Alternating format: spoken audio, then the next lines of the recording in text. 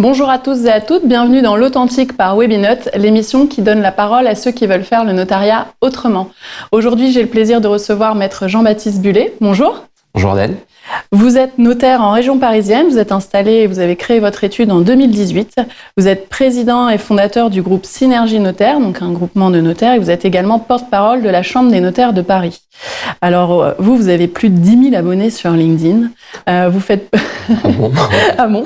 Vous faites partie des notaires, qu'on va dire, connus et reconnus sur le digital.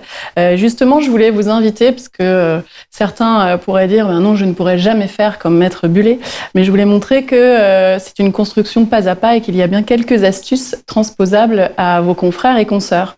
Donc, lors de votre installation, vous m'aviez dit avoir reçu le soutien de votre chambre et des instances. Est-ce que vous pouvez m'en dire plus ? Oui, tout à fait. Je confirme que lors de mon installation en 2018, j'avais reçu un accueil très bienveillant de la part de ma chambre, la Chambre des notaires de Paris, avec un accompagnement, une équipe qui était confrontée à la Chambre à quelque chose d'assez inédit, puisque la loi croissance, on était les premiers à arriver, la première vague, comme on dit.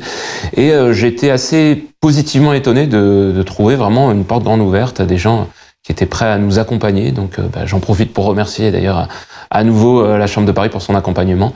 Donc je pense que c'est important de pouvoir compter sur son instance pour se lancer, parce que la création, c'est un peu un grand saut vers l'inconnu. Et justement, sur ces sujets du digital, vous êtes présent sur LinkedIn, vous avez un site internet bien référencé, vous avez une fiche Google avec 442 avis, 5 étoiles, attention. Avec le recul, qu'est-ce qui a fait la différence et qu'est-ce qui vous a aidé sur ces outils ? Quand je me suis installé, tout de suite, j'ai eu envie d'avoir une présence qui était en ligne, puisque je m'installais en plus dans une commune que je ne connaissais pas, je venais pas de cette commune-là.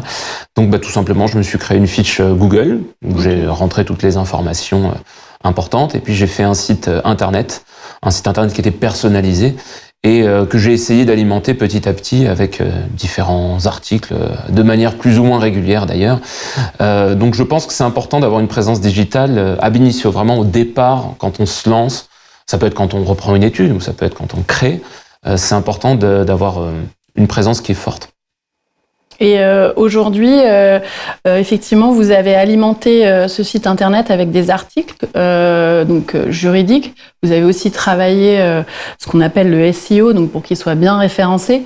Par manque de temps, vous en faites peut-être moins régulièrement, mais comment vous avez réussi à arbitrer au départ entre la production de contenu et vos contraintes professionnelles ? Alors c'est vrai que la régularité, c'est la clé du succès, et je ne suis pas du tout régulier sur la publication de mes articles. Donc les articles, j'ai essayé de les travailler d'un point de vue rédactionnel pour qu'ils soient optimisés SEO. J'ai appris un petit peu sur le tas ce qu'il fallait faire, la manière de rédiger. Il faut rédiger sous telle forme, telle longueur de phrase. Enfin, c'est toute une méthodologie que je ne connaissais pas, donc je me suis un peu penché dessus. Il y a aussi des mots-clés, il faut savoir correctement référencer sa page.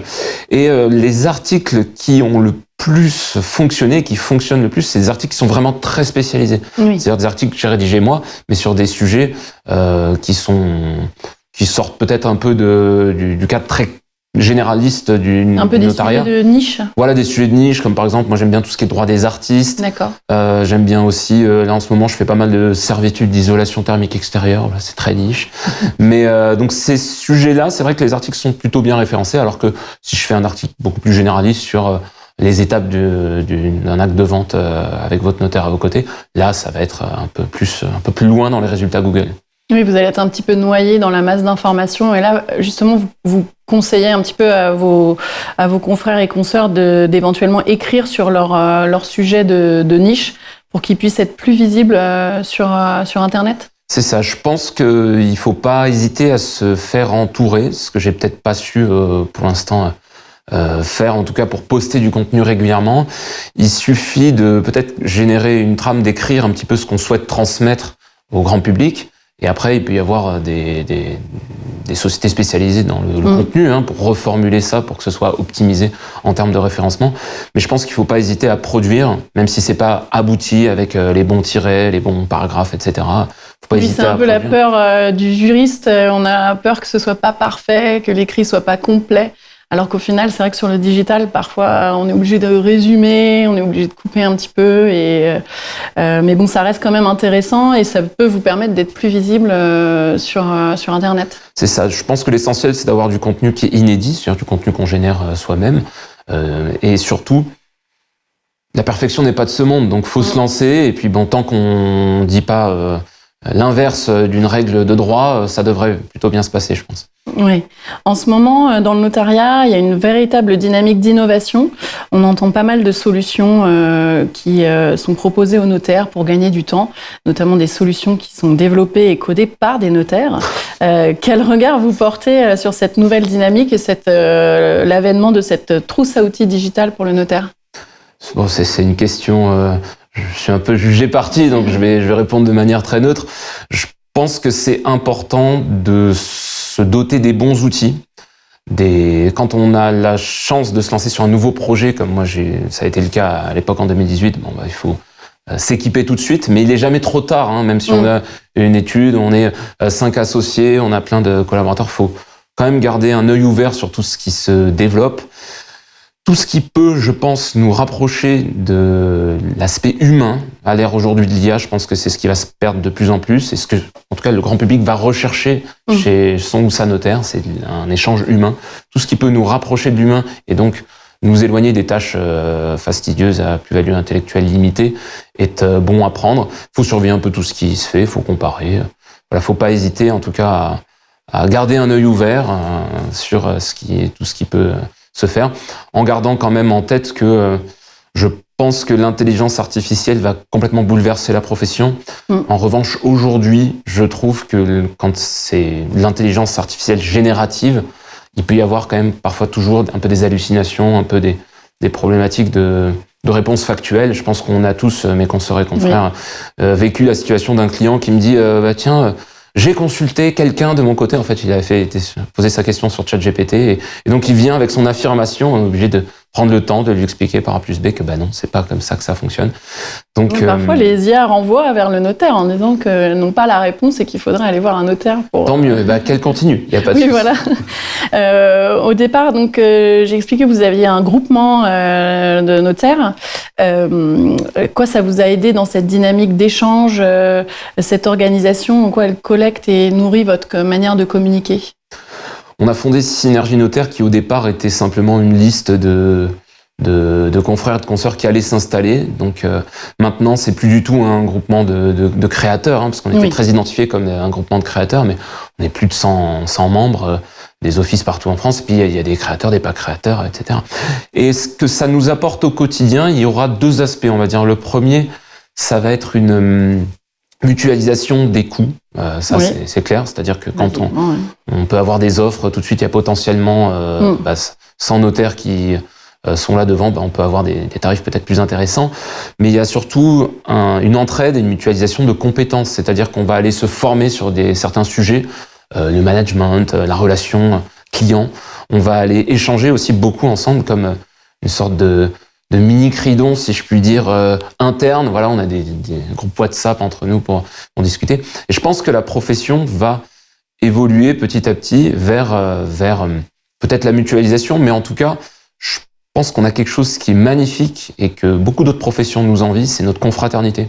Et c'est ça que je recherche en priorité dans un groupement de notaires et même dans la profession en général. Donc, c'est une belle illustration, en tout cas, qu'on vit au quotidien au sein de Synergie Notaire. Donc, je pense que on n'a pas vocation, nous, à forcément chercher à recruter. On communique très, très peu. On fait quelques infographies, quelques vidéos par-ci, par-là. Mais c'est vraiment très fermé entre nous et une entraide comme une grande famille.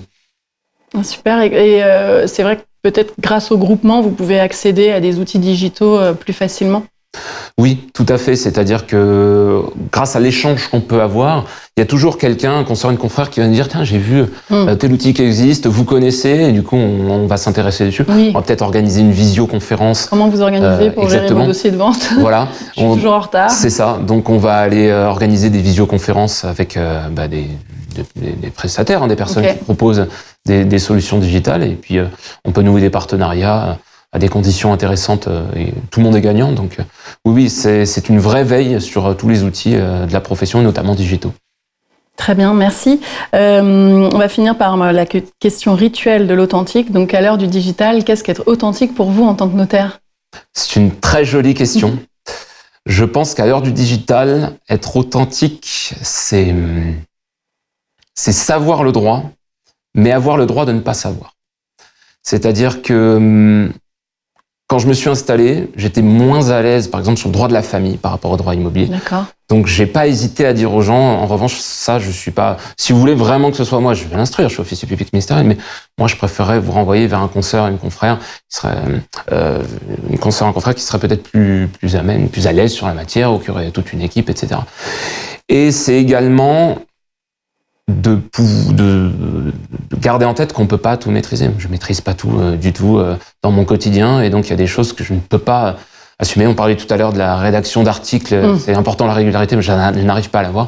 Donc il faut aussi se laisser l'opportunité de déléguer. Ok, très bien. Pas avoir peur de ça.